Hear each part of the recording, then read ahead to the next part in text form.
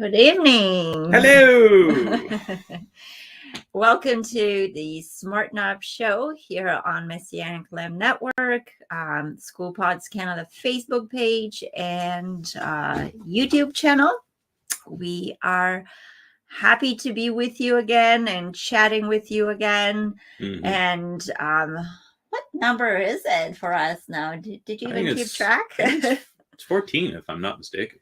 Alrighty, so we are back to chat with you about anything to do with parenting, education, and just anything concerning families and our children. Mm-hmm. And we just got back from a conference in Ottawa, a leadership conference, and we are really excited about a lot of the things we heard about the inspiration, the positivity, and just the concrete plans of how to achieve success as a community, how to achieve success individually, how to change the world, really. The founders of this company had come out of another business a number of years ago. And when it was started by a couple of engineers, and they had really kind of learned how to systematize things. That's what both of these guys were really experts at. And so over the past 18 years or so that they have been running this company, they have been slowly building a framework and a platform to develop what their primary goal is for financial freedom. It started off just on leadership principles. I have a lot of books over here on my shelf that we had gotten from this company because we're very big proponents of leadership principles. But what began to morph into was the whole financial thing. And one of the biggest issues that we keep running into when it comes to talking to parents about pods is that even though we have these things at as low a price as you can possibly get out there for a professional education, many people are saying that they can't afford it. Yes. We have inflation that we haven't, we're seeing levels that we haven't seen in 30 years now, at least. And people are being hit hard. And so what this company has done, it has created a platform where people can start saving money. They can start learning how to plan their finances better. Yes. And also help people get out of what they have termed the financial matrix. And I mean, if you've ever seen the movie The Matrix, you know exactly what we're talking about. That this is the world that we live in. And the whole reason the Matrix series was made was to show everybody what they're actually doing to us. And every system in the entire reality that we live in, as it were, is based on that it's not really reality, if you know what I mean. Well, what is being presented to us is really not the big picture and the big plan.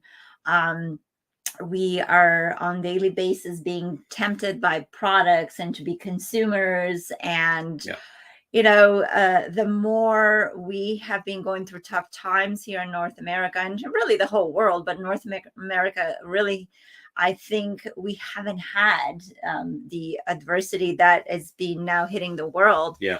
And so a lot of people are starting to find their comfort in things that could be bought with money. And it has become normal to borrow money from the bank, to borrow money to do things like purchase a home, purchase a car. Again, I always go back to the fact that I come from Eastern Europe. There was no such thing there. Now that there's the European Union, this has invaded Eastern Europe, where and so the issue has come. The Western world issues have come into Eastern Europe. But I remember that though we did not have much, we lived happily because we did not owe money to anyone. Right. That was one of the things. And the other things, there was a lot of support of family. We have a lot of broken families now. And so one of the issues we've spoken to people in the past is when you have a family split in two, now you need two homes. for a unit that used to be one.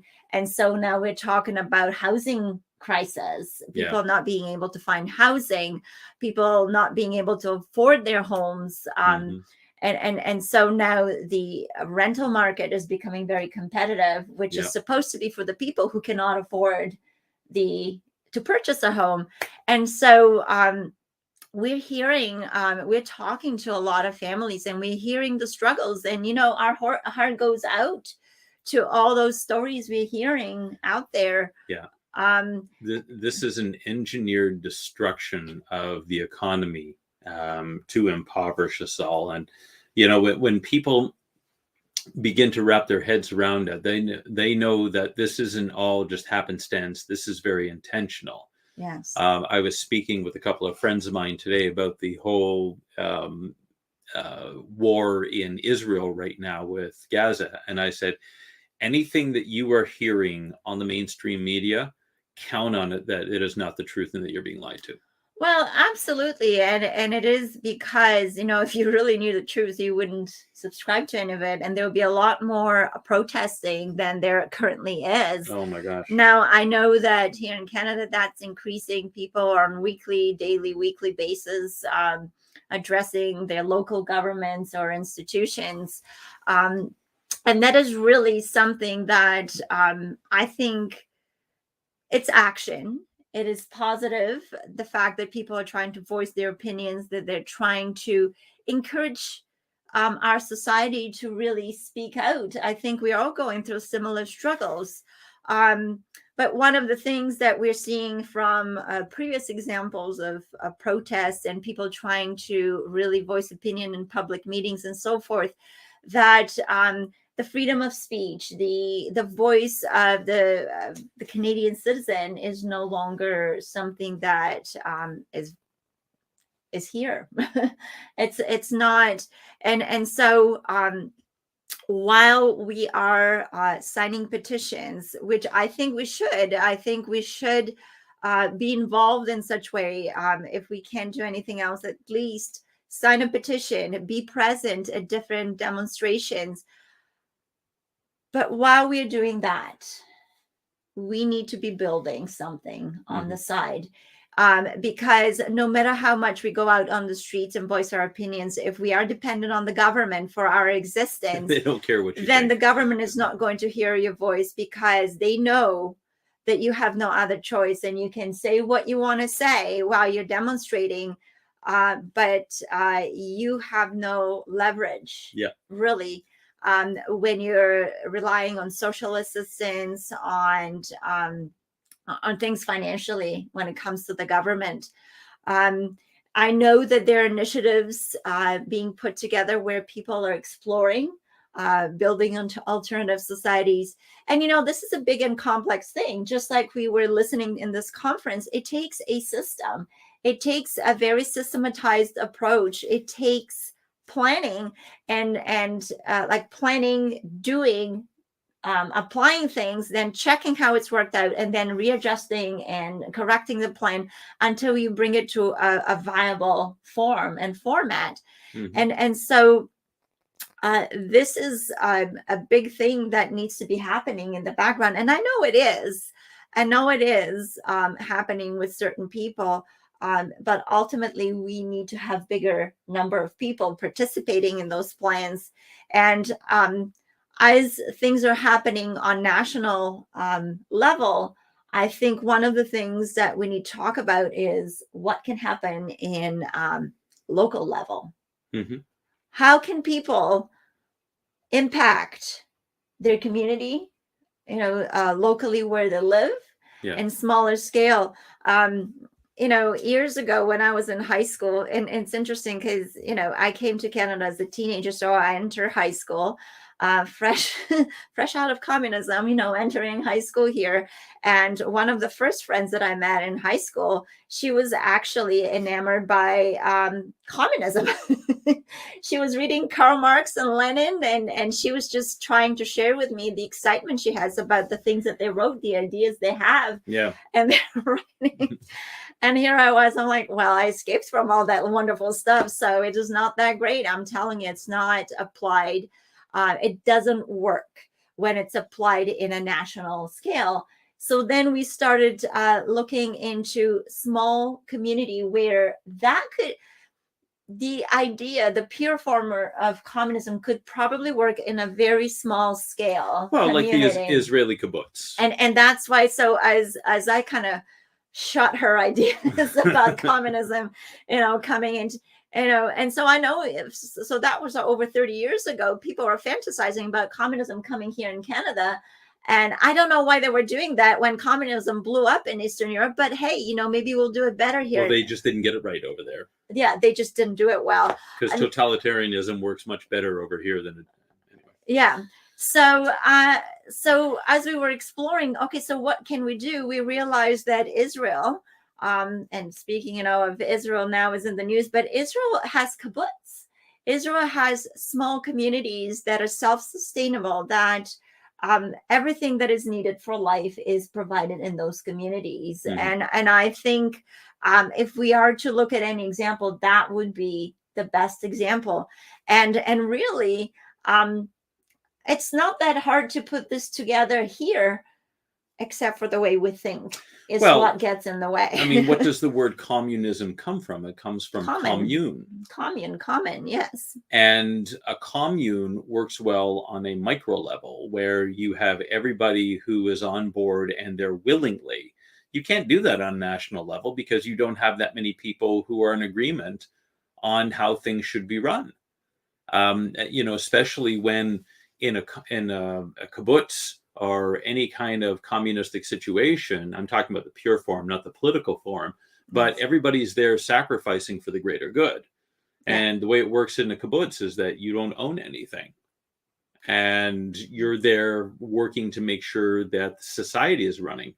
The common good, which is the idea. If you look at the Qumran community down at the Dead Sea, where they found the Dead Sea Scrolls, and they were able to find a lot of the scrolls that talked about the way that they ran. I mean, you have some of the biblical stuff there. You have, like, they found the Isaiah scroll, which was perfectly intact. It's on display in the museum.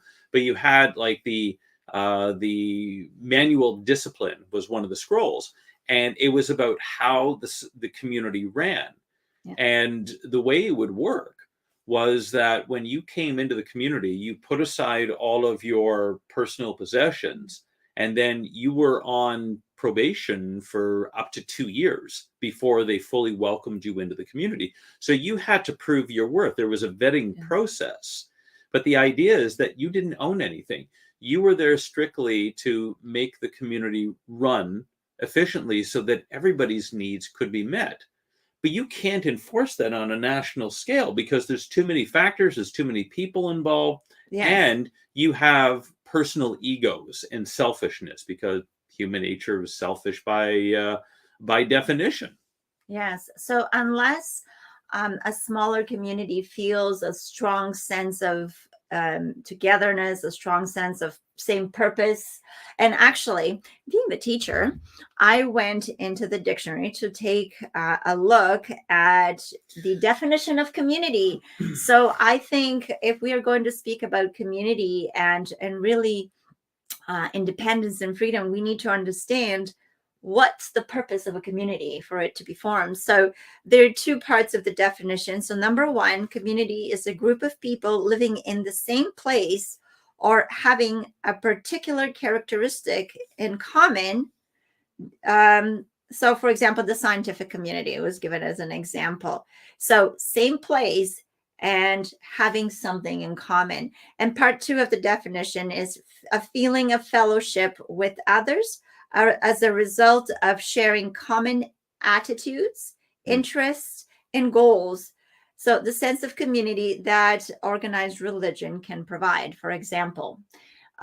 So the things that jumped at me as community is people have to be in the same place. They'll have to live in the same geographical area. And it can be too big of a geographical area because then the sense of community is being lost with distance. Yes. the whole saying, with distance the heart grows fonder or something like that. Well, that's not true. I mean, Well, it's absence makes the heart grow fond. or the absence or whatever. But the thing is, the more we interact with one another, the more our relationships become closer, and we feel sense that we do life together. So it's geographical location, but it's also having characteristic or attitude or interests in common, or goals, beliefs. They give an example as a religious community.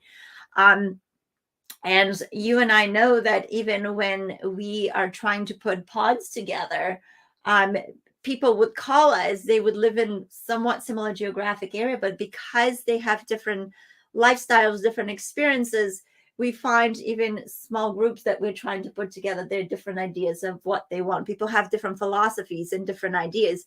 And this is why we have been saying you have to be like-minded people. But you know what? The other part is, if you're not like-minded, we're not to put the other people's ideas down. That they're just part of a different community. Right. And that is okay for people to be part of a different community. And communities can interact with one another, but they don't have to do life together on daily basis, just like-minded communities can. Well, exactly, because in our lives we will have what are called circles of influence, and the closer those circles get to us, the more intimate that is, which means it's by definition a smaller group. You Yes. can't have intimacy with 100 people. It doesn't work that way. You have, and if you look at the gospel accounts, Yeshua had his disciples. So he had the 12, then he had the 70, and then there was the 120. But Yeah. from the 12, he had Peter, James, and John, who were his inner circle. Yes. Peter was the leader because he was the one that was given the responsibility of leading the assembly after Yeshua's ascension to heaven. But John was his intimate, and he's the one that he gave responsibility of his mother over to. So you could see that as the necessity of being closer in communion with one another, the smaller the group became. He was there with the 12, he was there with the 70, whatever, teaching. But when it came time to intimacy, that group grew smaller. And so it works in the same principle in our lives, that we've got intimate friends with one another, people that we know that we can count on no matter what. And then we've got wider circles of friends and then acquaintances and things like that. Mm-hmm. And you will have a certain amount of intimacy, but also dependence upon those people. You don't want to be depending on people who you don't have an intimate relationship with. That becomes a very dangerous and precarious thing. And what the government has been trying to do, especially in the education system, is to foster this dependence upon the government, who, quite frankly, couldn't give a rip about our well-being. As a matter of fact, their stated intent, if you really look at what they're doing, is to subjugate us and to enslave us, even though technically they're supposed to be working for us. Mm-hmm. But they seem to have forgotten that. So, when we're talking about community, and the reason why we were so excited and blessed about this conference over the weekend is because they are developing community, and they've got a practical solution to a very real problem in the area of finance, where what they've done is they've developed a platform where you can save money on your day-to-day purchases. Well, yes. And, if finance is the area that is hurting the most at this time, then this is what we tackle. And you see, this is what we're talking about, a community that has a common purpose. Yeah. If we are to, and one of the things I don't have my notes here, but I remember that what I put in my notes is that the founders of this company, they actually had pretty good jobs when they were in the work field, and but they were not satisfied. See, the finances did not satisfy them. They didn't feel like they were making a big difference in the society and in the community. So the money goes this far when you make it, you make it, you pay your things, but then there's this fulfillment inside. It's like a calling, I guess, everybody that has that they need to fulfill. So they went off to obviously create this community, this system. And again, the next goal was, so they reached some goals for income to replace their income. And once they reached that place, they didn't stop there. And this is one thing that is really a key element in developing a community is it really stood out for me. It was the fact that we shouldn't be only concerned about our own needs, because when we take care of our needs and we got what we need, but then the society around us is struggling, then we are not living in a good society, in a good community. Yeah. So whatever is happening around us, no matter how much money we'll have, is going to influence us in a negative way. So what we ultimately want to do is help those around us to overcome their issues, to overcome the difficulties that they have. So now you have more people who are achieving their goals, more people who are taking care of those basic needs. And again, I'll refer to Maslow's hierarchy of needs. You cannot have any kind of spiritual fulfillment or relationship fulfillment or anything until you start by taking care of the basic needs, which is starts with food and shelter. It's really the biological needs that we have to survive on the basic level.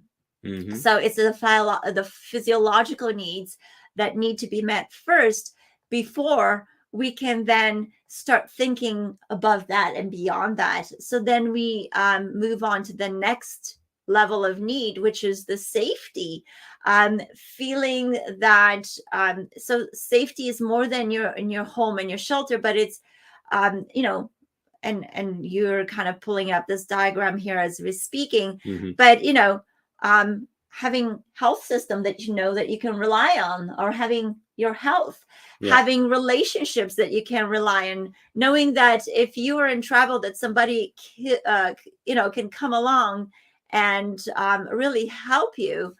Maybe we should put it as a full screen here so it's visible.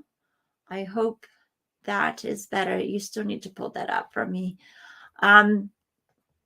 So we have, having this fulfillment as, they say employment, but it's not necessarily maybe having, a company that you want to start or a mission or something. So that is, so safety and security comes into having a family and social needs met. Mm-hmm. And then we are moving on to the next level, which is love and belonging. So that's what you're calling those intimate relationships. Right. This is where you have friendships, family, intimacy, sense of connection to, and throughout the weekend, they were talking about that. So many people have Facebook groups that are hundreds and thousands of people, but how many of them are really intimate friends of yours? They're not. They can't be. We can't be so connected to this is the whole purpose of having a family. One person really dedicating to another person. Yeah, I mean, years ago, now I hardly use Facebook at all, but many years ago, I decided to take my birth date off because everybody on my list would get a notice that it was my birthday. And then I would get all these messages, happy birthday, happy birthday, happy birthday. None of these people would I hear from any other time during the year. Yeah. So how much sense of connectedness do you get when it comes to the fact that people only, send you a message on your birthday? That's not doing life together. That's called checking the box. So safety and security is more like taking care of the needs beyond your basic needs. But then love and belonging it's really meaningful relationships. Yeah. And this is why our model for school pods is 5 to 10 children in a pod, because you want them to be able to know one another, to be able to form bonds. And really it's overwhelming when you're trying to form bonds with many more people than that. Right. And then once you have that sense of love and belonging, then there's the self-esteem. So it says confidence, achievement, respect for others. that's where the social skills and, being a part of a society comes in. The need to be unique in an individual as well. So respect for others and from others. And the top of this pyramid is self-actualizations. But until we get to that top of that pyramid, until we get to that point, we don't really feel fulfilled in society. And self-actualization means morality, creativity, spontaneity, acceptance, experience, purpose, meaning, and inner potential. So that is really what we call the calling, the purpose that you're created for, and the calling on your life, because we all feel drawn to that. And only when we get to that point is we feel fully fulfilled, and we feel that there's no real need in our life. Right. So that is Maslow's hierarchy of needs. And so when we are part of a community, we need to make sure that all of these levels of needs are being met in order for the society to exist in a harmonious way and a successful way.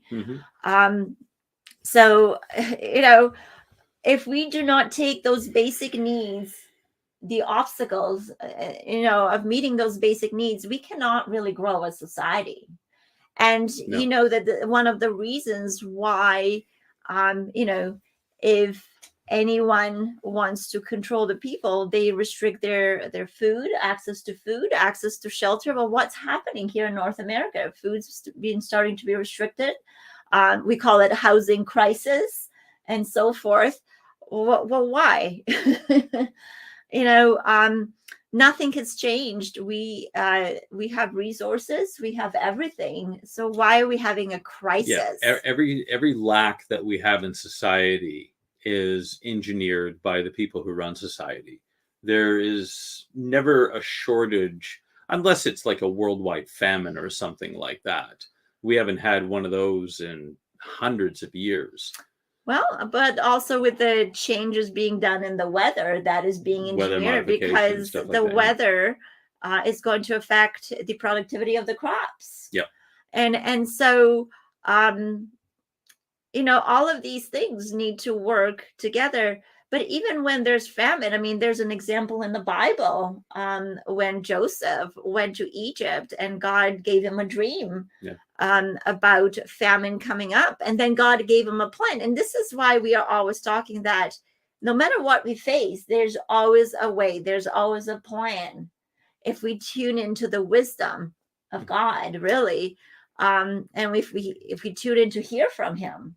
So what we've done with School Pods is we've created a plan in order to help people get out of a situation where kids are being damaged, traumatized, and families are being divided because secrets are being encouraged. Yeah, I mean, it's just so much damage on that society. The unit of society is the family. I was just talking to a friend of mine, and he said that he's working on fundraising for various people, including one father who's now in jail because he was protesting his daughter's gender transition. Yes. They're throwing us in jail for that. And so we've created a system that allows parents to pull their children out. It's not free, but it's very reasonable in order to give them a safe education. We need to be creating safety for the kids. Yes. And that is the main objective, for children to have a safe place where they will know that their family's values are going to be upheld. And it's not going to be such a shock walking into a learning environment, because it is going to feel like home. So we do our School Pods in home environments. Right. And education really needs to be something enjoyable and something comfortable. Otherwise, if that's why people don't want to be educated, because if there's this excessive stress that is imposed on the children in school, whether through testing or whether through social pressures, then learning is going to be, again, that sense of belonging, that Yeah. is kind of really low on that Maslow's hierarchy of needs. Higher education and aspiration for self-actualization is not going to happen. Yeah. So this company that has produced the solution to the financial matrix, what they're doing is they're building communities where people can, with their basic product, it's called Starfish, and people can start saving money on gas, groceries, and their day-to-day purchases. You get cash back immediately. It's a phenomenal program. They've been working for years and getting something like this set up. Yeah. But where the magic really happens, I mean, listen, if you save 20, 30, 40 bucks a month on your purchases, that's wonderful. That helps. Yeah.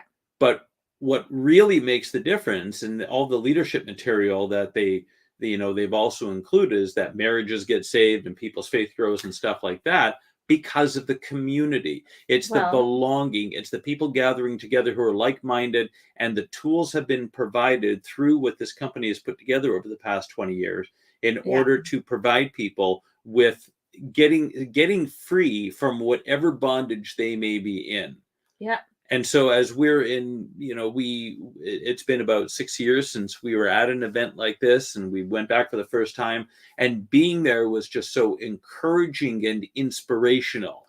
Well, just knowing that other people are trying to free themselves alongside with you, and another thing that is really wonderful about this community is that there's a team approach, a very systematic team approach. Yes. Where everybody benefits. There's healthy competition, but ultimately when one succeeds, everybody succeeds. So that is a key element in structuring your community. Yeah. But the thing is, if we focus on meeting our basic needs and we stop there, then we will constantly be fighting to meet our basic needs, because unless our thinking changes, unless we start prioritizing what's important in our life, we will be wasting our money and time away on things that are not important, and we'll continue being unfulfilled because we will not be able to have money and energy to pursue our higher calling and our higher needs. And the system that we've been operating in, some call it Babylonian, Nimrod, all that kind of thing. And it's never been in our favor. It's always been run by people who have disdain for us. But now what they've done is they've enacted it to the point where it's physically, we know that it's harming us. We know that it's destroying us. There is no question anymore. You look at the education component, and kids are being taught things that even 10 years ago would have been considered madness. Yes, it's confusing them, to say the least. Because even my son today was talking about furries, and that, children who identify as animals. Children are not animals. Yeah. And it doesn't matter what you identify with. But you've also got the financial thing where openly governments are now giving money to immigrants, and they're taking it away from us because they're trying to replace us. They're at war with us. Every aspect of our society has now come against us. And so what's the solution to that? We create new societies. We create new systems. You don't like the education system indoctrinating your kids into something you don't agree with, you take them out. You don't sit there and continue to fight against the system and shout, because you're no better than Don Quixote at that point. They're not listening. And so that is why, but unless we take the time to learn new information, to learn what needs to be done, because unfortunately, when we speak to a lot of parents, they haven't had to make choices and decisions about their child's education for years. And all of a sudden they're having to do so, and they're at a loss. And listen, life is busy, we understand, but then find someone who is I guess a specialist at something, someone who's a professional, who has the qualifications and the knowledge and understanding that you're looking for to make good decisions. Right. We need to understand that now. And this is kind of something that I say to people. So I haven't even shared this with you, but a friend of ours just shared that her youngest son, so they have 4 boys. Her youngest son was having issues walking, and they went to a hospital and they found out he has leukemia. And now they're looking into treatment. And she just said how her life changed all of a sudden, just by this news. And so what I was trying to go with that is that they obviously have to trust the professionals, and they have to reach out for help. And the thing is, when those needs arise, now the community needs to step in. Just trying to remember now the point I was trying to make with going to a specialist, right? And that's what I was talking about. Right. And so we need to go to those people and trust, just because we can't fix those issues ourselves, right? We have to. But the thing is, the point I was trying to make is, so if somebody has something like that, like news like that coming into their family, and I know that that our friend now is going to have extensive treatments or something that's going to have to come up. So if you receive news like that for your child, their health is, at a risk at this point, and that requires money, will you find a way to find money for that treatment if it's, life-saving treatment? And most people say yes, they will. I mean, they'll sacrifice whatever. We've heard of families selling their houses in order to get medical treatment. So all of a sudden, this becomes important to people, and they find a way. And those people don't have money; they're not rich, but they find a way. So I parallel that with what's happening with children in the public education system. They're being damaged, their mental health, their physical health, and then you cannot guarantee they will remain intact and not going to be missing body parts by the time they're done with the education system. And you won't know about it. And you're not to be consulted. I mean, there's a fight now for the parents to know about these things, but not only to know, to be consulted about it. And so if this is a sickness that is being put on our children now, it is a life-threatening sickness by them being taught things that are going to question who they are. What happened to embracing who you are and trying to find out more about who you are? So a lot of these children become suicidal because they're taught not to be happy with who they are, and not to be satisfied, not to accept who they are, and to imagine things. But we can live in our imagination this long before reality hits us. And now we have mental illnesses. Now we have suicidal tendencies. Now we have physical illnesses. Now we have hopelessness. All these children realizing they made choices at a young age that they weren't mature enough to make. And so this is the time for you to figure out how you're going to save your children's lives. Right. This is it. If you need cancer treatment, you will find a way. Now let's find a way. Okay. But the best way is what this company is saying: working together as a team, working together as a community in the same geographic area with similar goals. Everybody now has the goal to save their children's well-being. Well, yeah. And, the founder of the company, someone was saying that he's probably making about $1 million a month now. As he's built this thing. He doesn't need any more money. He's got the next 3 or 4 generations of his family all set up. And so why is he continuing to do this? I mean, he was doing a meeting at 11 o'clock on Saturday night. He continues to go out and inspire. And you know what? He reminds people, because people say, well, you're making a lot of money. And, I heard some people chat around me. They're so rich, He was poor. He rose out of that by the effort he was putting in, and by finding people who are going to run with him. And he wouldn't have done that himself unless he had team to work with. We have to help one another. We have to stop being selfish, because you know what? Because of the people who ran with him and help him rise up from his circumstances and come to this point, he is continuing to go around and speak and inspire and give out of his time and energy. they have this charitable organization now, the way they're putting money where it's needed. Yep. And you know what? He's making his money the same way that everybody else who's part of that company is making. He's not sitting at the top of the pyramid, as it were, like in Maslow's hierarchy of needs, and getting all the money in. He makes his money the same way that everybody else does. But what he's doing is he has got a vision. He's got a cause. And the money that he gets, I mean, he spends more of it all the time on, philanthropic causes. They built a second house on their property down in Florida so that they invite people from the company down to train leaders but also to spoil them. I mean, they get a private chef, and you've got the spa and everything else. And when are we going? Right. So we're going to just climb up that pyramid to get to that point where we get all these pampering things. Because you know what?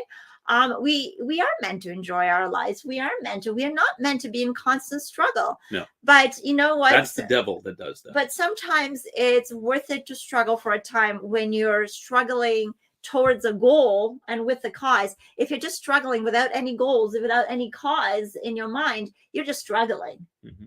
Because unless we have a goal, and this is one of the things, it's really this company that inspired me to introduce life skills into School Pods Canada, right? Which starts with goal setting, time management, organization, how to be part of a community, conflict resolution, all kinds of things, delaying gratification, emotional intelligence, things like that need to be taught, because with our thinking, we will start coming up with solutions.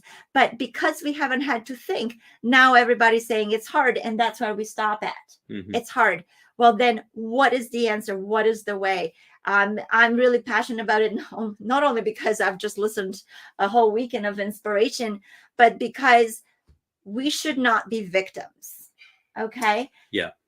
We should not say that the system is against us, our government's against us. Okay, then let's create something that is going to make us not dependent on those who are coming against us. Mm-hmm. By us doing nothing, that's what we will achieve. And so you've got all these people, part of the freedom movement, who are complaining about, what's going on. They don't like what's happening in the school boards, the sexualization of our kids, the indoctrination, everything else. Yeah. And what they're doing is they're going and protesting at school boards. And, now you're getting people who are being banned from these meetings altogether, but their kids are still in school. Yes. If you find it that is unacceptable to you, what is being done in schools, then school should be not acceptable to you. And so now we need to, and I understand there's now loss of trust. And so people, when they call us, well, mm-hmm. we want to know every single detail of the pods. They're not realizing that the purpose of the pods is for them to come in, roll up their sleeves, and create the schooling that they desire for their children, and find like-minded people. And we're just there to assist and provide that system mm-hmm. to make it possible, because we have thought of the different details that need to be considered before a pod comes together, and in order for make it last. Because pods can come together by people just saying, oh, we're not happy, let's just do something else. Right. But if there's no planning, if there's no system, if there's no proactive thinking, then what happens is they fall apart. We want to create lasting communities, and we just need to listen to some successful thinking coaches.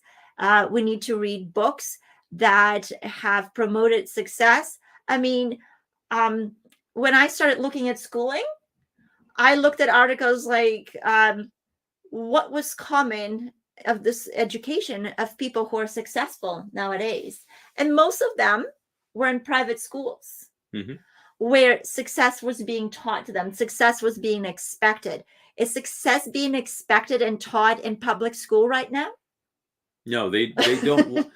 the scariest thing for a tyrant is an independent thinker. Yes. And so the public education system has been dumbed down to the point where they've done standardized testing, and then they've taken out marking, and they've taken out competition, and Failing is not possible. Failing's not possible. You just push the kids through. They put fluoride in the drinking water, which is a neurotoxin, and it dumbs people down, lowers their IQ. There's all kinds of all chemicals of these around things, this. and you Yeah. got the spraying in there. So you've got this entire war against us from all fronts in order to make sure that we are docile. They're putting chemicals into the water that reduce testosterone, because the scariest thing for a tyrant is independent thinkers. The really scariest thing for a tyrant is an independent thinking alpha male, because when a man rises up and says enough is enough, then there's trouble. Well, an alpha male has gotten a bad rap. Male toxicity. Yeah, because you know what? An abusive male is not an alpha male. It's actually a coward. Okay. Yeah. Let me say that straight. We are getting it all wrong. And so because of that twisting, just like conspiracy theory, tinfoil hats and stuff like that. Listen, we got to look at the facts. I know.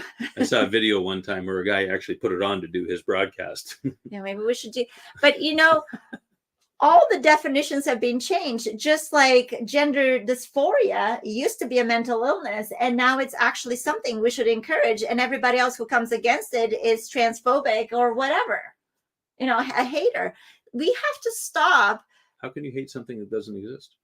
Well, I mean, the other thing is, how come if your genitalia doesn't define gender, why do you have to cut your genitalia to reassign your gender? Yeah. Anyway, we have to go back to thinking clearly, thinking logically, and it starts with literacy. It starts with teaching children how to read, how to analyze what they're reading, how to answer questions about it, how to do math, how to think logically. Education is thinking. Mm-hmm. It is the principles of thinking. It is what it's taken years to discover things. We need to learn them instead of twist them. If children being taught twisted things, they will have no reality, and no wonder they have mental illness. If they're taught unreality, then mental illness is the next logical step. Let's not pretend that our children are going to be okay if they're being taught unreality. People have nervous breakdowns when they can't deal with reality. Well, if you're teaching them something that's unrealistic, if you're teaching them something that says, well, you're not really who you are, that's going to create confusion. And when confusion comes in, you have got what's called cognitive dissonance. There's a war that's going on between what your soul really knows to be the truth and what your conscious mind is saying, well, no, this is the reality. We all know what the truth is. And you are at war with yourself, and that will cause eventually a complete breakdown. And that is what the intent is. If you confuse all these kids, they can't stand up and fight against what they're really trying to do. And there's the conscious and the subconscious, and and just so being in unreality and twisting facts and making science subjective thing, because it's all about what we feel today. You know what? Our feelings are subjective. They're not the ultimate truth. So even if I feel like male or female, that's not the ultimate truth. Okay. And we need to stop doing that, because, Christians are being criticized for believing in God that nobody can see, mm-hmm. and so people, people don't think God is real because they can't see him and touch, and, there is physical evidence of God, everything that's being created, because you know what? None of this is coincidence. None of you are a coincidence. Everyone is with a purpose. You can't have a purpose if you're a coincidence. And you know what? What an empty life it is to think that you're just a coincidence. Well, and it leads to nihilism, which is,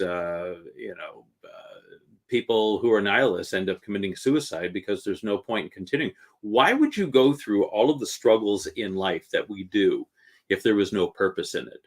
If all you're going to do is become worm food after this, and there's no eternal destiny or anything like that, because to be honest, some people talk about a legacy and everything else. If there's no consciousness after death, then who cares about your legacy? You're not going to know what that is. Yeah. But if there is an eternality of the soul, which there is, then your legacy will be very important, because that will determine how you spend eternity. Your purpose needs to be driven first and foremost from the knowledge of the person who gave you that purpose, which is your creator. Well, and having accountability, a moral accountability. The reason our society is falling apart because there's no moral accountability to a higher being. And why would I care about what anybody else thinks if there's not going to be a judgment day? Now, a little side note here, because a lot of people want to create God after their own image. And that is not the true God. Okay. There is one true God, and it's not the one that you create in your mind. Okay. All these communities and societies creating gods and ideas of gods, that is not, that is religion. That is man-made thing. We're talking about divine made thing, which is the whole universe. So, but ultimately, what do we want to do with this talk? We want to encourage you that there is a purpose. Mm-hmm. You are existing and living in this historic time because it is up to you to make a difference in your community right now. It is up to you to lay the foundation for freedom for the next generation. And I'm afraid to tell you that having them in a public school right now, it is not the way to create a healthy, viable next generation. Nope. And so let's start looking at what can be done. Of course, one of the things is calling School Pods Canada and talking to us. We will inspire you because we know we read and listen to people who think successfully, who have been associating with others who have succeeded. Because you know what? I'm not looking at what people have right now because of their success. I'm looking at how they got there, and I'm going to learn those success principles. Mm-hmm. How are we going to make successful societies? We need to understand what works. But ultimately, we have to abandon selfishness. You know, I understand. Community only works when everybody rallies together and sacrifices for the common good. In the book of Acts, it says in the first century assembly that it says that they had all things in common and nobody had any lack, because what they did is they sold all their possessions and they gave the money to the apostles to distribute it as they saw fit in order to support the community. People would sell pieces of land and houses and stuff like that. We've lost that sense. Yeah. And it has to return if we're going to be successful. Yep. Think family, think community. Yep. Don't think self, because self, what was it? The U.S. Army of one? Yeah. They die quick. Try sending an army of one to any of the conflicts we have in the world right now. You know, there's no soldier that can't fight a battle on their own. Yeah, you need army. The Rambo thing and the John Wayne anointing does not exist. It's a fallacy. Mankind was designed to be in society, and society is based on community, and the community is based on family. Yes. And so when you build up the family and create healthy families, then you create healthy communities. When you create healthy communities, you have healthy societies. And that's where progress and prosperity comes from. So at this point, I don't think we'll change our federal government, but you can start making difference in your community by asking others how you can help, how you can work with them, how you can achieve together. And on that note, we thank everybody for joining us, and we wish you a good week, and we will be back next week for another episode of Smarten Up. Have a great week, everybody. Bye-bye. Bye-bye.